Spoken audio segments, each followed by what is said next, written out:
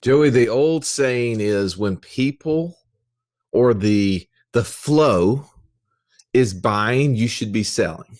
And then just the opposite. If everyone is selling, you should be buying. So I want to ask you right now, what are people buying? I'll be honest, Russ. I think they're buying everything. Exactly. There's nothing one thing I feel like I could point to this is like a standout. It's they're buying real estate. They're buying second homes. They're buying, um, boats. They're buying toys. I mean, everything seems to be just going through the roof.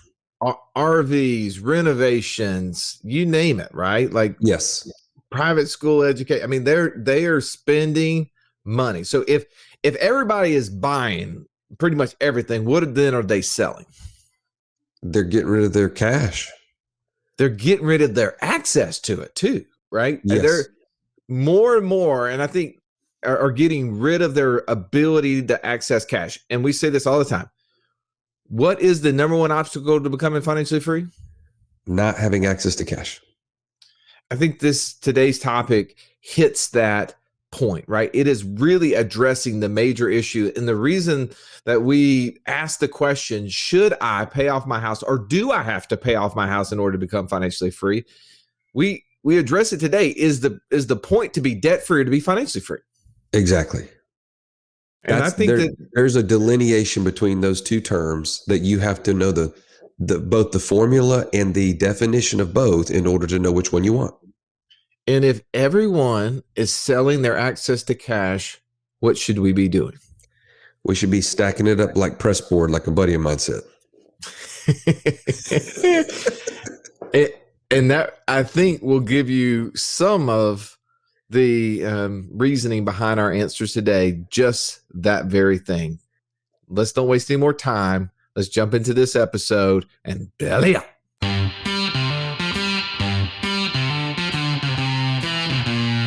Welcome to the Wealth Without Wall Street podcast, your guide to understanding how to get out of the Wall Street rat race and start your own mailbox money lifestyle. Now, don't let these handsome Southern draws fool you. These financial minds are teaching our country to enhance savings, increase cash flow, and create passive income, all without the help of Wall Street. Are you ready to break through? Now here are your hosts, Russ Morgan and Joey Murray. Welcome into the Financial Freedom Roundtable. I am one of your hosts, Russ, the idea guy. Morgan, I'm sitting with the best coaches in the nation. Let me get to them. Let me introduce you to my partner, the Italian Stallion, and he's got the license plate to prove it, Mr. Joey Murray. What's up, man? Hey, glad to be here. Joey, today's topic, should I pay my house off to be financially free, is got to be one of the most frequently asked questions that I have gotten. I don't know about you, over the last 10 to 15 years, of how do I look at paying off my house? Should I look at paying off my house? And if I did, what would be the best and most efficient way to do it? Well, I'm not going to give the answer right here in the intro, so we're going to have to get to the meat. Well, but this is where you and I met. This is the crossroads at which our paths collided. Hey, no doubt. I'm glad that they did. You were trying to keep all these mortgage referrals to yourself. And then finally, one day you woke up. You're like, you know what? Joey can do a much better job with these mortgage referrals than I could. Well, I'm going to go sell him a book for $20 and start sending him people. I don't think that that's actually perfectly accurate, right? What ended up happening is the company that I was able to do business with and get paid for went out of business. And so then I was left searching the marketplace, and there you were, like opportunistic. Hey, the right place, the right time. Okay. All right. Well, just like right now, that's what we're here, the right place, the right time. Okay. Well, let me introduce some of our other hosts so that way you can get into this topic. So none more than the man I like to refer to as Mr. Incredible, the man with the $1 million smile. As he smiles, I see it. I love it. Mr. JD Hill. How are you today, JD? I'm really well. I didn't know who you were going to go with next. So when I heard Mr. Incredible, naturally it made me smile. That's great, man. Wow. It is. Good My to wife see didn't you. even call me incredible, but I'm grateful that you do. And by the way, I'm gonna have to add to your list the best bio I've ever read. Well, I had a chance to cheat. I went in last because I read yours and I read Joey's, and I'm like, oh, this is going to be great. I'm just going to, phone a friend here and just take a little bit from both of y'all's. So it's Yeah. really y'all's bio. I'm claiming some of it as mine. Well, props to you for throwing in married to the hottest wife. I thought that was pretty solid. That was a good call. She is smoking hot. That's for sure. Well, let's get to the growing wealth duo here. First, I'm going to get to the guy between two bamboo, the Gooch, our resident pilot, the man who can get you home safely to financial freedom, Mark Haraguchi. How are you today, Mark? I'm doing good. Minor technical difficulty. I have no idea why the internet was not cooperating there, but happy to finally be in and looking forward to unpacking this one with everybody. Well, you had to take a couple of circles, roundabouts. What do you call that in the airplane world? Well, that's just a holding pattern. There you go. Yeah. But if you're coming in, but you're coming in hot to the landing strip, and you're like, I'm not going to do that. I'm just going to go past. What do you call that? Oh, that is a go around. A go around. That's basically what you had, a go around. We were in the holding pattern. You were doing the go around. They didn't even let me in the queue to actually even start. They just put me in the holding pattern first. Nice. All right. Well, let me talk to downtown Ernie Brown. How are you today, Ernie? I am good as good can be. Hey, what is good? I asked my wife if she would like to go on a date with me, and she said yes. Man, that's so. It'd be a whole new podcast if she said no. That we'd probably have a little more to talk about. Facts. JD, you raising your hand? You got to go to the bathroom? What's up? I was pouring one out for Ernie because his wife said yes. All right, this is going to be a good day. All right, let's talk about, should I pay off my house to be financially free? JD. What does one have to do with the other is my question. Mm-hmm. Okay. That's your first take. That's my first take, guys. What does one necessarily have to do with the other? Interesting. Mark, what's your first take?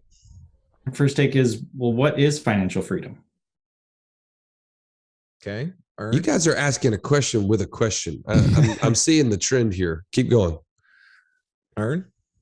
Oh, my turn. Oh, yes. Well, you've caught on all of us. We've figured this out. You do ask a question right back. Here's my question. Should you pay off your house to become financially free? I don't know. Is life worth the living if you did that? Is life better for you with a paid off house? I feel like that was like a lyric from a song or something. Yeah.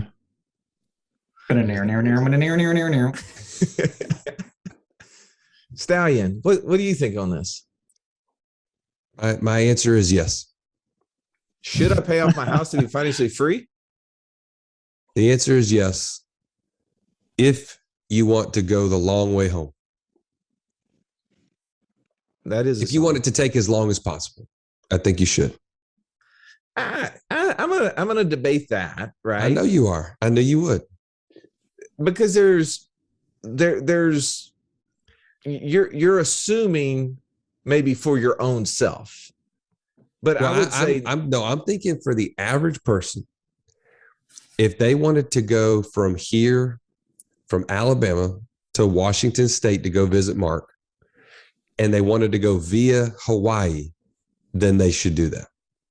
I don't. They should pay off their. I don't encourage the Hawaii trip. Okay, I'm just going to tell you that is a long detour. Like I know what you're saying. Like we went to Florida through Hawaii. It's not a great strategy. I thought it was great personally. It was a long way to Florida from Alabama to Hawaii. And so you are 100% backing up my point. Thank you. Well, but the answer is yes. But what I would say is that I think you have to do the math. You have to determine who you are as an investor first, and then be able to evaluate all options in order to be able to be confident in that statement. Because Joey, what if you bought your house in the early 80s, and for whatever reason, you still had the 15% mortgage from the early 80s. Would paying off your house be a good strategy to get rid of your 15-year mortgage? Okay, if I bought my house in the 80s with a 15-year mortgage, problem is that thing has been paid off. Okay, like let's start with the right math. Like, I'm just giving you an example, and as is. What if? Okay, let's go back into. You can't ask a question like that. Like the maths are wrong. Okay? What's the highest interest rate mortgage that you ever had someone take for you back in the mortgage days? Probably, subprime mortgages with subprime. I mean, there was some people in the 8.95 area, somewhere around there. Like the, what do they call it? B paper, F paper, like yeah. Like you had to basically farm it off to another bank that you guys didn't want to do the deal. Yeah, I never did those, but I knew people that ended up in the 8.9 range. My top end was probably 6.875, somewhere around there. And what if your house was a trailer, a modular home, right? Those deals are in the 15 to 20% range. Am I right? If you can even get a loan. Not necessarily, but they are higher. Yes. Okay. So with that, would you say the average person gets home faster without paying off the house? I still believe you can get home faster by not paying it off. All right. I'm tired of you. JD, you said, what does one have to do with the other? Explain yourself to me. Oh, wow. Well, so look, so if we're going off of the idea of being financially free, right? Financial freedom in the way that we would look at it is when your passive income exceeds your expenses on a monthly basis. Right. Right. Then I am then financially free. And so we know that inside of that formula, there's essentially two levers. I can either A, increase my passive income, or I can B, decrease my monthly expenses. Right. And so generally, though, I think most people approach paying off their house more from an emotional perspective, less from becoming financially free where my passive income exceeds my monthly expenses. And so to me, if I have a mortgage, but I have enough passive income that exceeds my monthly expenses, and that is being paid for through all of my passive income, I don't care that I have a mortgage. Well, see here, you used a very critical word there. I'm gonna pull out of what you said there. I don't think many people would have caught that, but since I've been having this conversation for 15, almost 20 years now, you used the word house. Ernie, what is the difference between a home and a house? Emotional connection. Emotional connection, right? When you think of your home, what images come to mind? Children. You probably think about this is where the children live. Right. You probably have a swing outside for your home.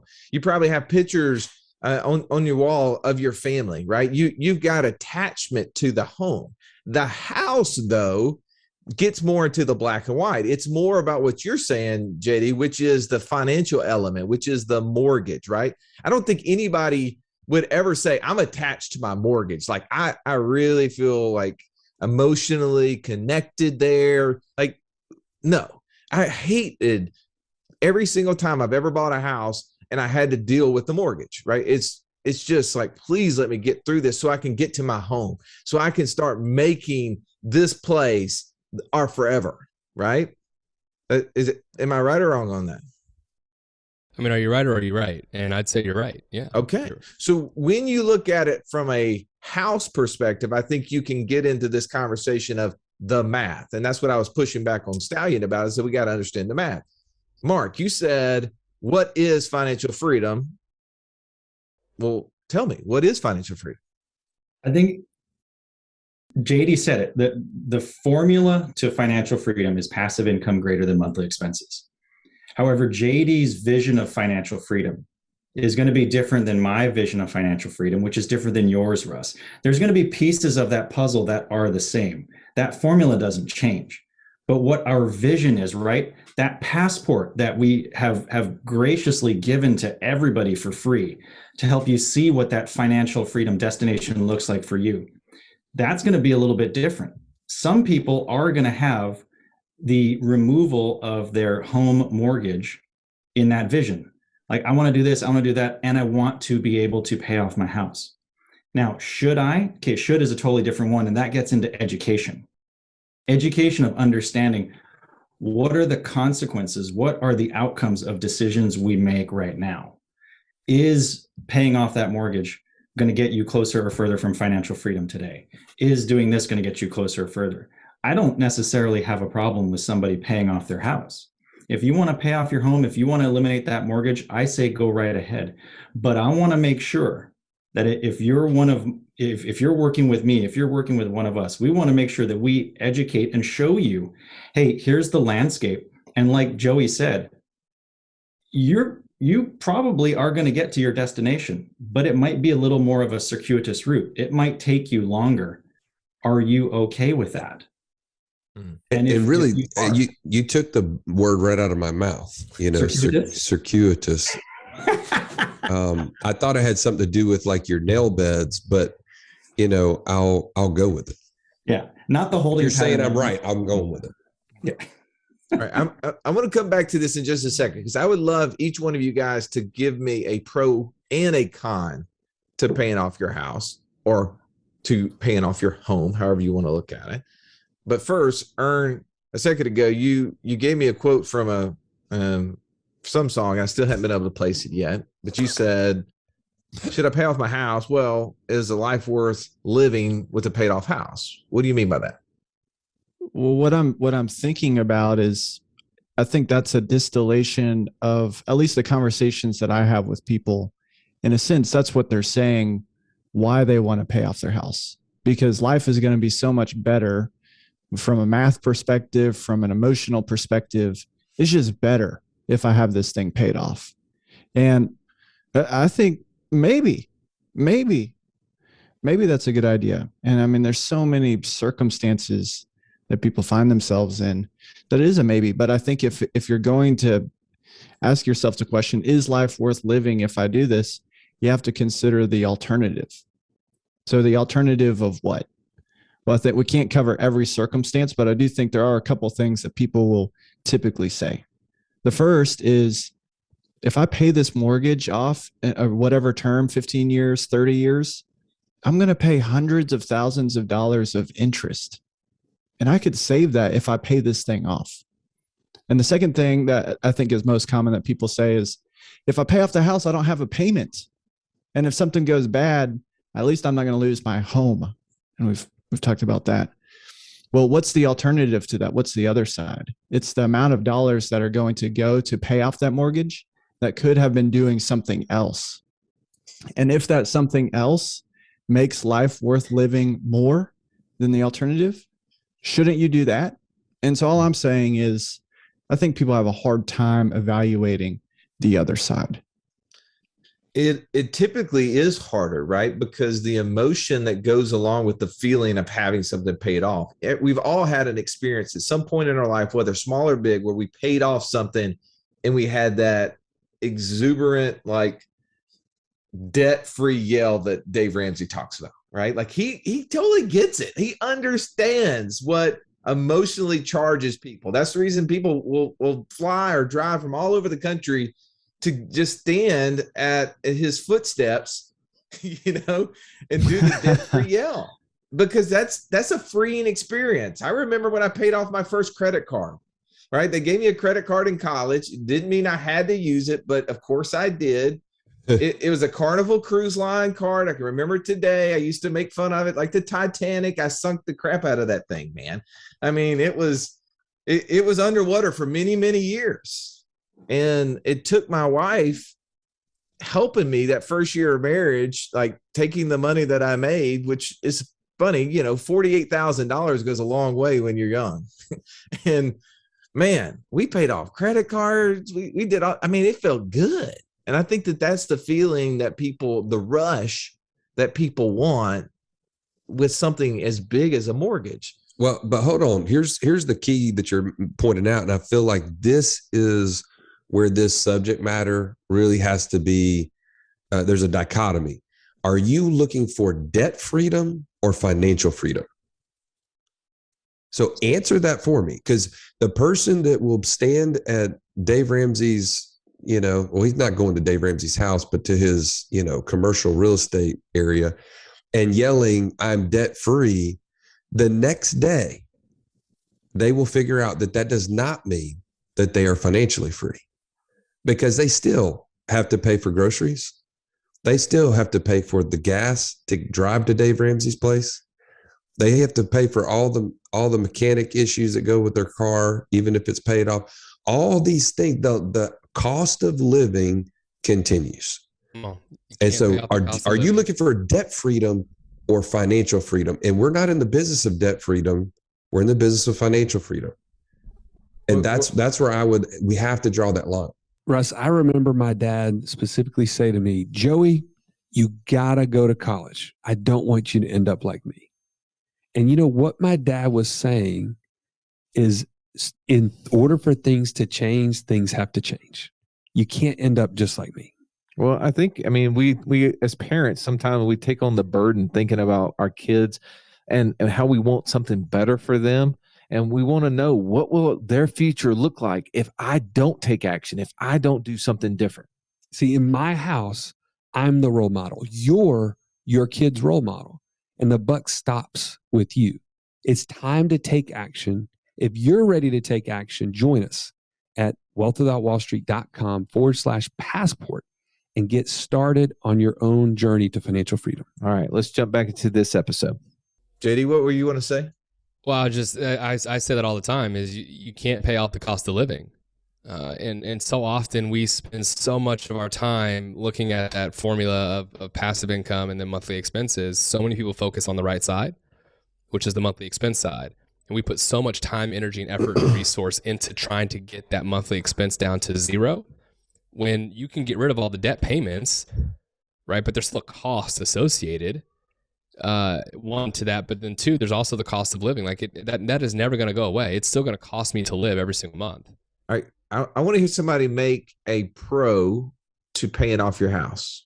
Like, because there's someone listening right now that needs to pay off their house and they want to feel good about it.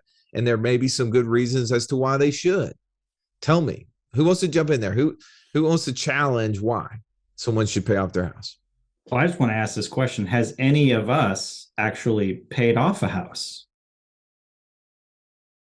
Oh, okay. So, by the way, audibly, people cannot see you raising your hand, Mark. Just so I'm going to go ahead and speak with some authority on that, in that I actually did that. Okay. So I went and paid off the very first piece of property I ever bought. And that's exactly what it was. It felt phenomenal. It was amazing. Holy cow, look at what I've done. I paid this thing off. But that was all that I did for those years, was pay that thing off.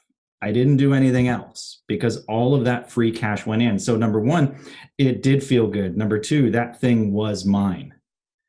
So that's a pro.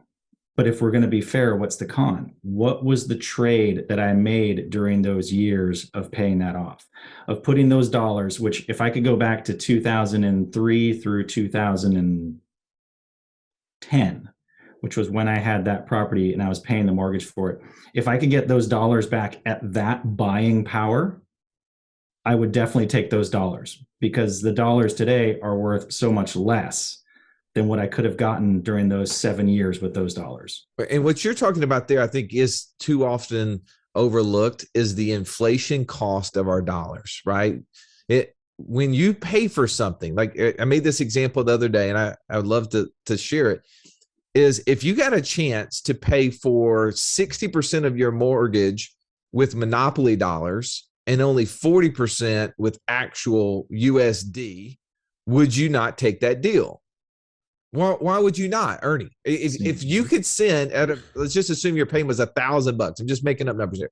And the bank is like, we don't care what you send us, but at least 40% has to be $400 has to be US currency. The other $600 can be anything as long as it represents money. Looks like money, right? It's made of paper. And you're like, oh, I got a monopoly board here. I could send you 6 $100 yellow $100 bills right out of my monopoly game. And they're like, Sounds good. We'll take it. Would you do it? I'm probably not answering the question you want me to, but in this situation, are they still creating more monopoly money? Are they done with creating monopoly games? Are you talking about our government? No, Hasbro or whoever owns Monopoly. I don't know if Hasbro is making Monopoly games. If there's an not. increasing supply of Monopoly dollars and an increasing supply of USD, I don't really care. Yeah. Well, my point in that is that what Mark was saying in 2003, if Mark went to the grocery store and bought a gallon of milk, right? If Mark goes out and buys a car, if Mark goes out and buys anything other than technologically advanced stuff that continues to go down in cost, right? Like our computers, our personal computers, telephones, stuff like that, has constantly gotten cheaper, right? Because technology has improved and competition within capitalism has improved the value of it and made it cheaper. But everything else, what Mark could buy with $1 in 2003, he can probably buy only about 40 to 50% of the same good, right? With today's dollars.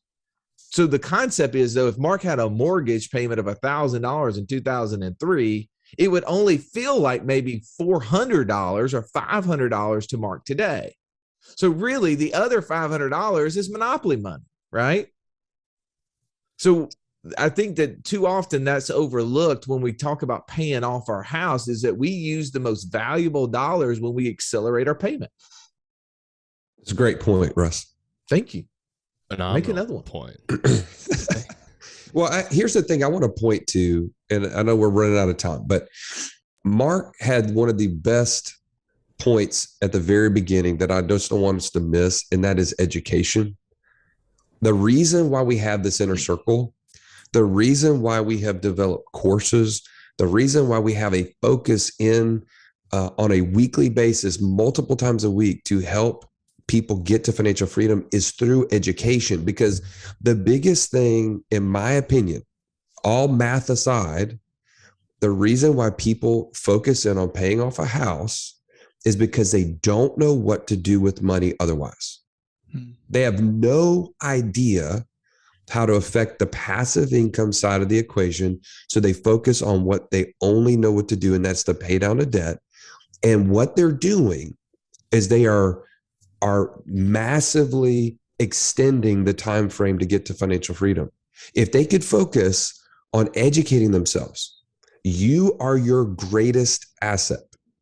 If you can focus in on what could possibly create passive income and use those dollars to even invest in yourself first, in courses and other things, you will find a much faster way to get to Florida, to your point, Russ, than going through Hawaii. Well, to your point, we looked up the other day that you could get a 30-year mortgage at around 2.5%, right? Right. 2.5 to 3. Okay. So let's use 3%. If I had a 3% mortgage, I'll take the 2.5. In my tax rate, what'd you say? I'll take the 2.5. Yeah. But if I could get a 3% mortgage at my tax rate, the true cost after mortgage interest deductions, because as of today, we still can get that, right? That's right. We still can write off if we itemize. Most of us who are entrepreneurial, who have businesses, we're definitely itemizing, right? If we can itemize, we can put the interest deductions of our house onto that list. And at our rate, we can have as little as a net 1.8% cost. Let me repeat that. You can take a 3% mortgage if you're able to write off the interest of it. At the highest rate, you're basically paying 1.8%. So when someone asks me, Russ,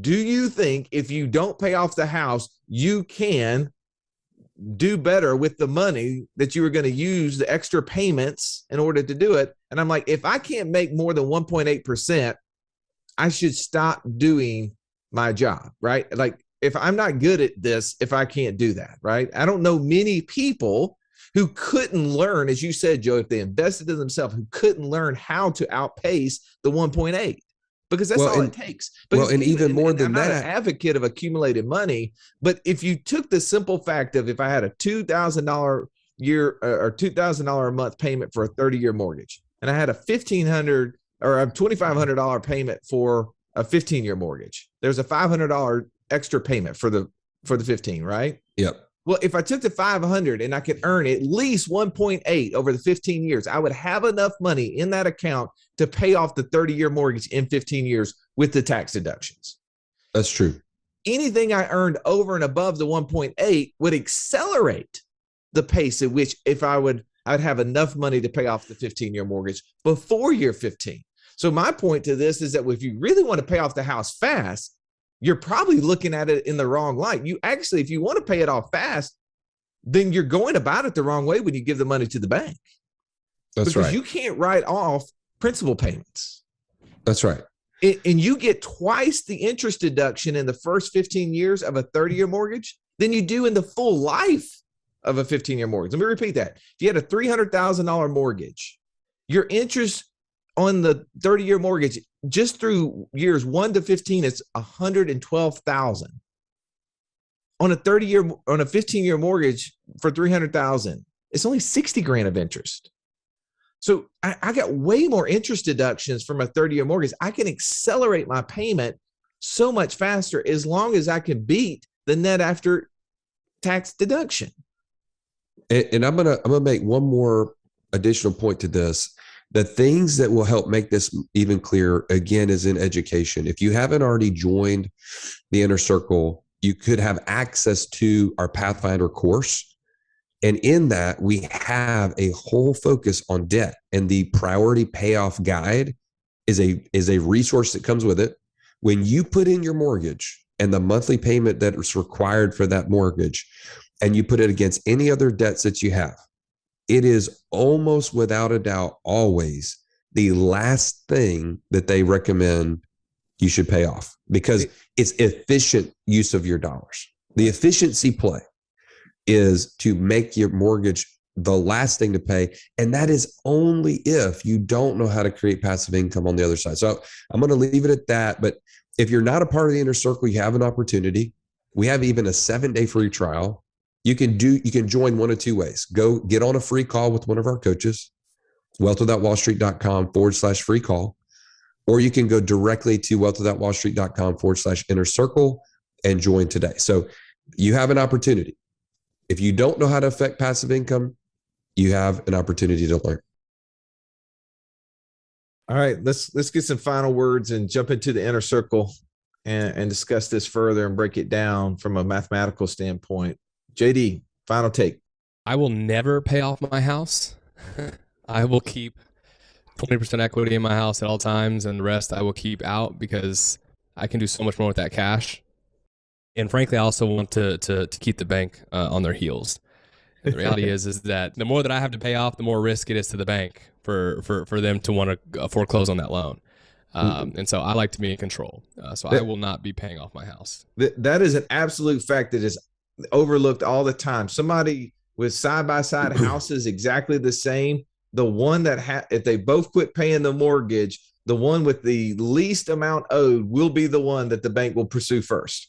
So if you've been accelerating your payments and you owe $100,000 on a $300,000 house and your neighbor defaults with you and they owe $295,000 on their mortgage, I can assure you they're coming after your house first because that's where the money is. Every time. No doubt. Mark, final thoughts. I paid a property off once. Within short order, I went around and re-leveraged all that money back out. So my vision of my future right now, my vision of financial freedom does not include paying off my home. However, if I get to a point where I've got so much more cash coming in and I really have no other better ideas, hey, you know what? That's a topic of conversation at that time. But as of right now, it is not on my plate as a strategy. I like what you're saying. You're never saying never there. And I think if you have the cash sitting off in your asset column, right? And in the right side of your balance sheet where your liability is the mortgage balance. If I have $300,000 of cash and I have a $300,000 mortgage, I have the ability to write a check, right? I'm in 100% control of that function. And if that $300,000 is producing enough to make my payment or more, I'm winning, right? At any point in time, though, I have the ability. I think where most people are, though, they're not in a position of control. They don't have access to cash. we were talking about this earlier, Joey and I, that when the market is buying, you need to be selling. When the market is selling, you need to be buying. Well, right now, everybody is buying everything that exists. They're buying cars, they're buying RVs, they're buying vacations, right? So what are they selling? They're selling their liquidity. They're selling their access to cash. And right now, I'd say if everybody's selling their access to cash, I'm going to be on the opposite end of that. I'm going to be buying. I'm going to be buying liquidity. I'm going to be putting myself in the most liquid position possible. So that way I do have full control, basically, to your point. Ernie, final thought. Keep it super short. Now, I was meeting with a guy earlier this week. We were looking through his priority payoff guide. He's creating a path to financial freedom. He's got no more than 10 years to get this done. He's got a number of debts, one of those being his mortgage. He owes somewhere between $300,000 and $400,000 on that property. It costs him $2,000 to live there. He's got another $60,000 to $70,000 of debt that costs him $2,500 a month. And so I'm just looking at that with him and saying, well, this looks like a pretty good deal. He got $400,000 of stuff and it cost you $2,000.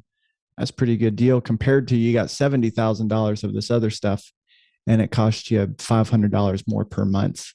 And so the idea for him is if we can get that 70 to 80 taken care of, that $2,500 can go be not put towards the house, but put towards other things that create more cash flow to pay for that house. And that's the direction he's going. I think that's just a practical example of what we're talking about. And here's the thing. The reason why we hate debts is because we have to trade our time to pay for it. At the end of the day, that's the reason why people want their mortgage paid off, because they feel the burden of having to go to work to make the money to pay for all the stuff, right? If Absolutely. you were in a position where you weren't trading time for money and you had assets that were coming in that were enough to pay for it, would you care? Of course you wouldn't. Joey, when would you ever unplug a cash machine? If it was just spitting out $100 bills at you, as long as what was coming out of it was greater than the power bill that was running it, would you? In the That's in what the I was going to say. in the paper and everything else. Yeah, if the power bill went up, I'd probably, and it didn't cover my costs anymore. That's when I'd unplug it. Until then, never. Yeah. And Mark, you said that in the chat. That reminds me, Joey and I's kind of mentor, he famously said this when we were talking one time, that we keep repeating it. He said, if you have the ability to write a check to get rid of your problem, you really don't have a problem. And I think that's the issue, is that most of us are not in a position of cash and liquidity in a point that we could get rid of it. And so it's so hard for us to see that. But paying off our debt doesn't get us any more of a liquid position. We got to find a way to get access to cash, because Joey, the number one problem or the number one obstacle keeping people from being financially free is what? Access to cash. Having no access to cash. All right. Yep. Well, speaking of that, we got to talk about this inside the inner circle. As Joey said, you have the ability to join us. You go to wealthwithoutwallstreet.com/inner circle. You can participate in these discussions. You can actually go back and watch the replays of the discussions just like this that we're having live today. As always, we really appreciate you listening, and have an amazing day. This has been the Wealth Without Wall Street podcast. Don't forget to subscribe to the show to break free of the Wall Street mindset and begin building wealth on your own terms in places you understand, so that your wealth will never run dry. See you next episode.